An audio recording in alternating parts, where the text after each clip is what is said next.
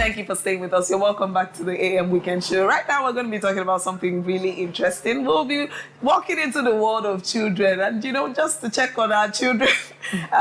We've been talking about adult stuff, from Nigeria's problems to what happened in UNISIC, which was the last conversation that we had. And I hope that you really, really watched that show. It's very, very, very important. In case you didn't join us, you can find it on YouTube or find it on Facebook on our social media platforms, AFIA TV Official. Right now, we'll be looking into, we'll be analyzing between books and screens, like I said, which one is more healthy for the children. Because, this generation of kids, we're now more accustomed to screens. Everybody has a tab. Every child has a tab. We're introducing a lot of digital content to our children nowadays. And it now looks like the book culture is dying. But at the same time, you hear people argue that it is a good thing. The tab, people still learn how to read on tab. People still get all the things they're supposed to get when they read books. They still get it on the tab. And there are other people on the side saying that it is not okay because book culture is dying, screen time is increasing, and it puts the children at risk of taking in things that they're not supposed to take in, at risk of losing focus, because if digital content are not there, then they probably would not focus as they're supposed to. But joining us to have that conversation is a professional with us, the amazing Mrs. Eje Ngozi Adaora, who happens to be the CEO of Zijag Educational Hub and also the convener, Enugu Children's Book and STEAM Festival. Welcome to the show, ma'am. Thank you very much. Thank you very much. You look beautiful again. Thank you. Yes. Thank you very much. Cultural, traditional. We are Nigerians. How are you doing? I'm fine, thank you. Okay, before we deep dive into the conversation, I'd like to know what really inspired you to, take this path. Because I met with you last year at the Children's Book and STEAM Festival, and I saw how passionate you were about it. You gathered children and you had them do all the science thing, and you had them read books. There were story books and a whole lot. What inspired you to take that path? Honestly, I would say my upbringing, my parents. You know how they say train a child in the way he should go. My parents were, they were my guiding force, and they noticed that I love children, and so they channeled me to pursue a course that has to do with children. Although it was not like that initially, but after secondary school, they pursued me to get a job as a teacher. They helped me secure a job as a teacher, and of course, when you start something early, you kind of follow on there. And I discovered that I love books, I love education, I love children, and I have stuck with the field of education since then. No turning back. No turning back. That is beautiful. I think I'm tempted to think she's the first teacher I've interacted with that said no turning back. No, I've actually seen teachers who are genuinely passionate, not about the money. And when you see them, it's, rekindles this. You see how genuine they are, and you're just happy that so there are teachers like that. It's good that we have people like you who are not deterred by the situation of Nigeria. Because if we're going by that, please, I don't even want to start narrating experiences. Really? What teachers are being paid? Let's not go there. Let's not go there. But yeah, let's just get into the crux of the matter. Would you say that books are losing grounds today? Would you say books are losing to screens now, or is it just an assumption? Truly, I would say that books are losing to screens generally. But I don't blame the society for this happening, because if you see every facet of life, you are working, you are with your own screen. The world is tending towards screens. So it's only natural that the children do what they see adults do. So yes, books are losing it. Well, on my own, I think that instead of trying to see if books are losing over screens, we should be checking if the actual skill that books are trying to build in children, that's the culture of reading, whether screens, we are able to use screens to help them get this. So the battle is not really against screens for me, but against that skill, the skill of reading, the skill of being able to sit at a place and focus on an activity that's, will engage your brain for some time. So now, do you think it is actually doing it? Is it doing it? Screen helping also in reading and maintain that culture that we've always wanted? Simple answer, no. Okay. No. So which brings us back to the first thing. So it is not. No, it's not. No, really. Let's look at this thing critically. Children are not learning how to read. with through the screens. I Have you mean, seen anyone? but people read novels that's usually from the screen, defense. from phones, from tablets. So does it mean that it's a different effect for a person reading from phone and reading with a hard copy? The question should be: do children actually read when Exactly. they hold this? Is it reading content that their parents are giving them when they Let's give just them this thing? consider what if they are giving a reading content as well? Well, if they are giving content to read on the phone, then you say that they should be reading, but that's not the reality. That's not what happens. Because, like I said earlier, they copy adults. What do you do on your phone? Do you read books on your phone? Some people do. I don't Some enjoy people, reading I from asked my you, phone. I don't enjoy No, I reading. do. I want to read. I do a read lot hard of copy. ebooks. We don't see even enjoy screens ebooks. distracting people. When you are with a screen, pop-ups come in. So generally, it's not what an children do option. with the phone. Of course, there are countries. Sweden recently came back to using books after going to use screens. And they try to use screens for teaching and learning. You know, some people argue that paper is not green, so it's better that people read from other sources. But at the end of the day, the damage sometimes is more than the advantages. One, you see that when a child holds a phone to read, the eyes, because of the materials that screens are made up of, when you get to opticians, you hear that they are having more complaints about eye issues. There's the issue of distraction. There's the issue of really an adult supervising. I think that's one of the major challenges that people who give their children screens have. They don't give their children screens because they want their children to read better. They give their children screens to distract them so that they like won't allow me. them. And when screen time is not guided, then the aim is defeated. Also, research shows that when a child is handed a screen from the cradle, it reduces their focus.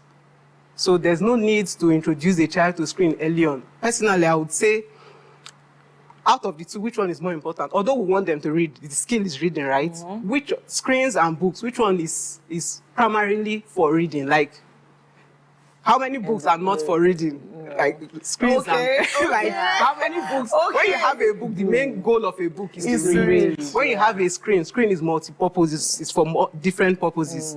So when they are quite young, I think it's important to focus on the primary objective. If you want to get them to develop skills that are going to help them in the future, take out the screen entirely and get them to develop a reading culture. Get them to develop the discipline of using their imaginations, which is what reading a book actually does for you. And then when they are older, you can now start, because some parents argue that the world of today, your child should be able to use a computer, your child, which is true. But then those skills can come on later. It doesn't have to be at the, you start with the one that is going to be difficult. Any child can learn to watch TV today. But if an older child is learning to read as an older child, it's kind of embarrassing, unless there's something wrong, you know. So what's the age limit or average you think screen should be removed and when it should be introduced? Research has already been done, and they say that when a child is 0 to 2 years old, no screen at all. Then from when a child is 2 to about 8 years old, you can do 2 hours of screen time. You know, as an intentional parent, I'm an intentional parent at Wendy Luges, the Intentional Parent Academy. We are advised to totally remove screens from your child until they are up to even 18, if possible. And when you are introducing, your family should have a plan for why you are introducing the screen. That's benefits. Screen might be important to your family and it's not important to my family. The key thing for me is make sure that you have a reason for introducing the screen and that you are seeing that reason for introducing the screen is met in your home. But for the government or for nations as a whole, I think that Nigeria, if we decide to introduce screens, should go and, you know, see what other countries are doing. Go and see what Sweden has done, see their reason for coming back, going back to books, and then see whether it applies to our own country or whether it applies to where we are striving for as a nation. Okay. So now the question I want to ask is this. You mentioned it earlier. Since everything has gone digital and there is this, it looks like as new generations are coming up, new things are coming up, things that they relate better with. So during my time, during your time, it was books. Yes. During my time, it was books. At some point, screen came in, you know, and it was very composed. I mean, I could remember the pressure.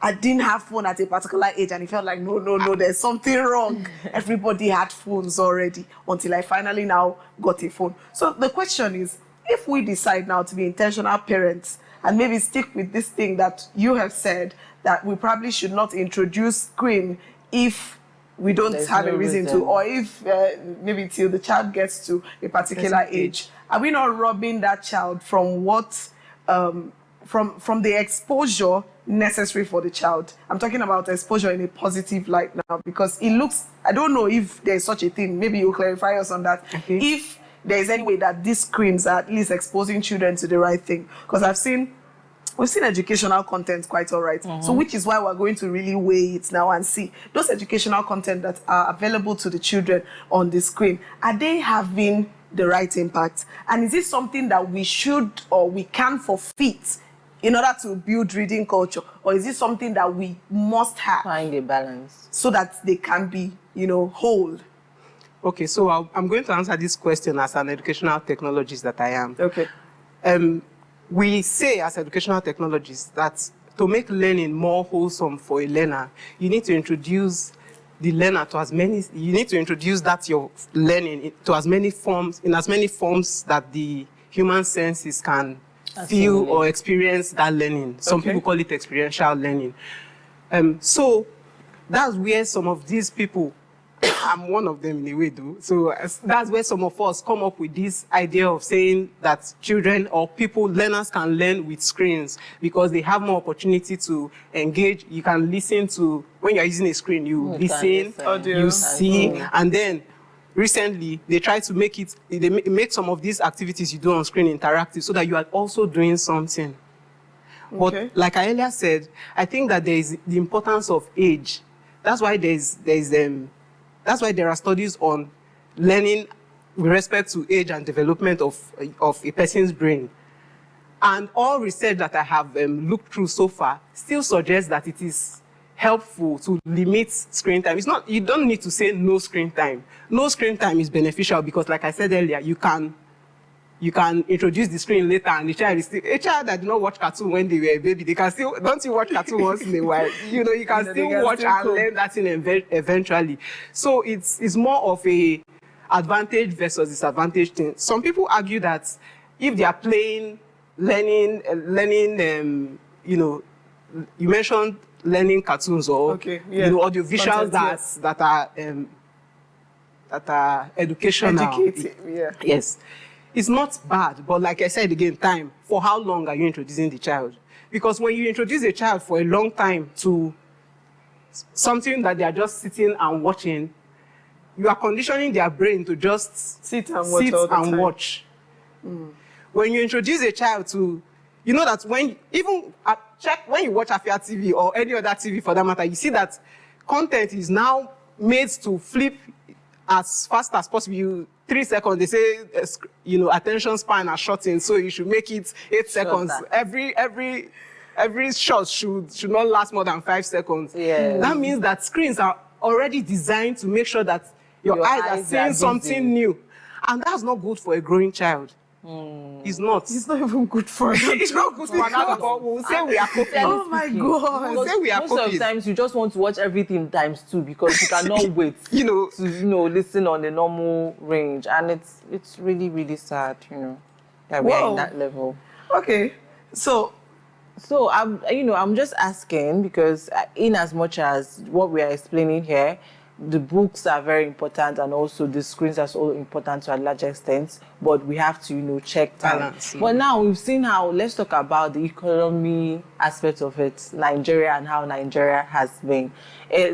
How can we build the reading culture where buying books are now very expensive? But that if you give a child a tablet, it just takes you a few data to just download one app for them and keep them busy. And sometimes they learn a lot through those apps. So how do we now build that reading culture with the way the economy has turned out to be? Okay, if you've ever gone through my Instagram page or any of my social media pages, I have 5 options. I call it 5 options for parents who are parents of avid readers and they want to get access to books or reading materials for their children. And the 5th one is for you if your child has a device. there is the option of using libraries. There are still libraries. The National Library of Nigeria, Enugu State Branch, I don't is even want there to get and into functioning. libraries. It's there. Functioning. If children No, it is go there, functioning. it is. My only problem with libraries so far, not the one here in Enugu anyways, the one I used to go to, let me not mention, my problem with it was that it was never updated. That's exactly where I'm coming from. Because archives of old books, and we're no longer in that level. I used it when I was writing you look for certain things and you just not find them there. But I think that if we have a lot of users using and making these complaints, things will be done about it. Hopefully. I run a library myself for children, though it's currently closed for some months now. But there are libraries, some schools have libraries. Okay. So if a child whose parents does not have money to get books, the parents can make sure that before you choose a school for your child, you ask to see their library. When school owners start seeing that parents are interested in libraries, their customers want libraries. They will make sure that their libraries are there and functional. So that's one option. Another option is to buy used books. Everywhere now, people are selling used books, although they are books by, used abroad. Older books. Some are older, some you still find some new books. The important thing is the habits. It's not, a book is a book, whether it was written 20 years ago or not. Well, what interests this generation and what interests people of 20 years ago are not the same. You understand? Books, the reading style. Well, truly. Personally, I think that books are things that book is something that would just not get out of fashion. I strongly feel so. Truly. It is. While the one I will not recommend people purchasing is school books, because we have new curriculums, the way things are run now. But books, if you open any book, you will find value. Actually, we have a lot of old books here. Exactly. If you open this book now, you will find something. Truly. So if we're talking about building habits, learning culture, I don't think the kind of books should really, the age of the book should really count. The goal is the skill, not exactly the content. You want the child to be able to sit down and think, and then even relate with what is happening now and say, no, but this book is now outdated. And maybe the child will be inspired to write the ones we read today. Another angle. Another that is boring. Yeah, please go on. We have just like 2 minutes. Okay, so the third option is to buy. There are low-end books by Nigerian authors. You still go to the market and find books that are as low as 500 naira. Yes, maybe they may not be as colorful as, but at least a parent who does not have a lot of money can start with maybe 1,000 naira a month, maybe 2,000 naira a month, and you are getting books for you are letting your child know that reading is important to you, and then the child will pick up the reading culture. The fourth option is to get new books, no matter how expensive it is. If you are eating, no matter the economy, if you think that reading is important, you also find a way to eat. And then you can attend, this one now is not the fifth one. I said the fifth one is for those that have a tablet. So they can always download, just like you mentioned earlier, they can always get access to free, that is if they are using screens. But there are also, every state now, in every state, you see people trying to make sure that there are literary events coming up where children can come and see books happening. You see book-related stuff happening, just like the Enugu Children Book and STEAM Festival that you mentioned earlier. So those are avenues that a parent, whether you have money or not, can make sure that their children have access to books. Yes. Okay. All right. Thank you so much. This is wholesome, and I think that we're able to touch the necessary areas. And so to you parents out there, you've heard from our professional. Please, there are different ways to go about it. Don't just stick to. At this point, I'm just going to say that with what I've grabbed here, I think both are necessary. Both are necessary. But the timing you allocate to each matters, and then the age of the child matters. So you take note of that so that you don't end up, in a bid to get your child up to speed, or in a bid to keep your child distracted, you end up causing harm or causing damage. But thank you one more time for joining us. Thank you. That was Mrs. Eje Ngozi Adaora, the CEO of Zijag Educational Hub and the convener Enugu's Children's Book and STEAM Festival. Of course, the next edition is coming up 1st of August. 1st and 2nd of August. 1st and 2nd of August. At PPSMB Hall. So if you're a parent in Enugu and you have a ward, you shouldn't miss it. Like I said, how do we reach out to you, by the way? On Instagram, personally, Adaora Eje at